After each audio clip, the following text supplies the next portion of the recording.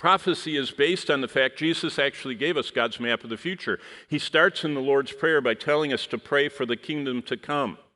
Then he tells us what it's going to look like when the kingdom comes, and that's the growing birth pains that Matthew 24 says.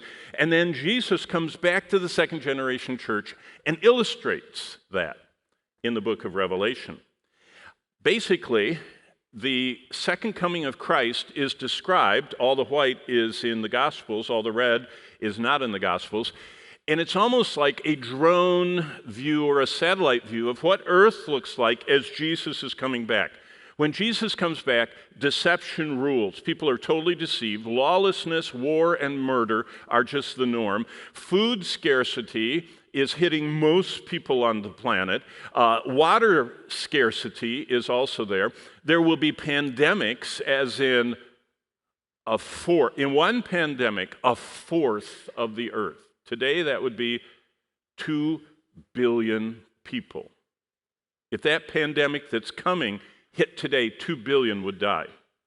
How many total died in COVID? 1.1 million. 2 billion. So anything you think about COVID, think of 2,000 times worse.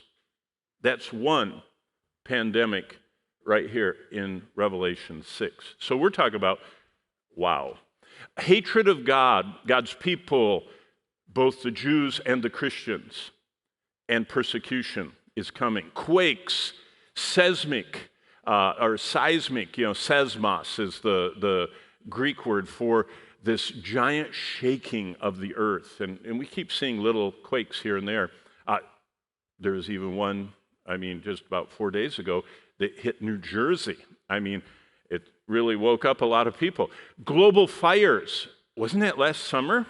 More of Canada burned than has ever burned in one event.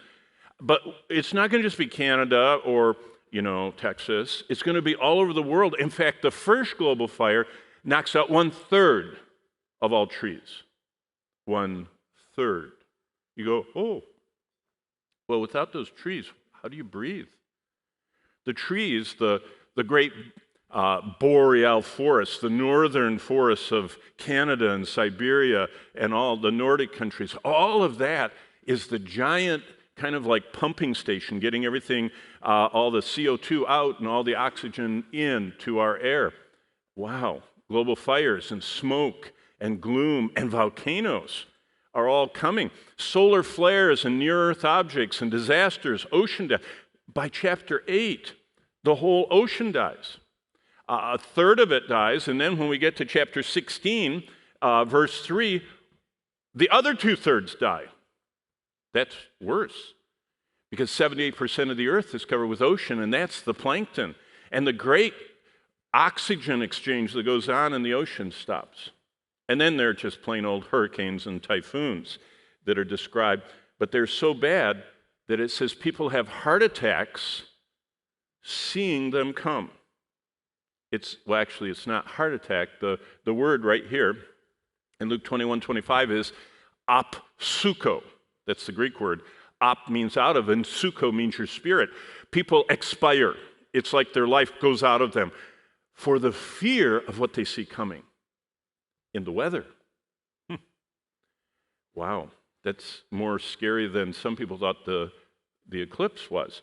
Then there's this demonic alien invasion. We're going to cover that this morning. The real aliens are worse than the ones in the movies because they're real. And what God describes they do is horrible. That's chapter 9. And then the rise of the dragon beast and the false prophet, the unholy trinity. So that's what Jesus said the earth looks like when he returns. And when he returns, it's right here. It's this kaboom of the tribulation as the run-up to his second coming.